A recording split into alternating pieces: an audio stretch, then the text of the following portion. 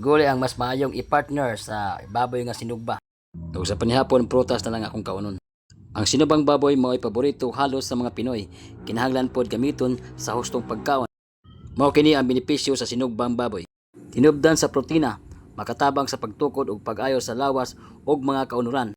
May iron ug zinc na makatabang sa kusog sa immune system ug pagdala sa oxygen sa dugo. May B vitamins ilabi na ang B1 thiamine nga importante sa enerhiya ug brain function. Pampabusog, maayo nga tinubdan sa kalori nga makapugong sa dali nga kagutom. Lami og praktikal, dali lutoon, walay daghang mantika kay gigrill. Timaan sa moderasyon. Ang pagkaon sa baboy labi na kung tambok o sunog ang lutong bahin makadaot sa lawas.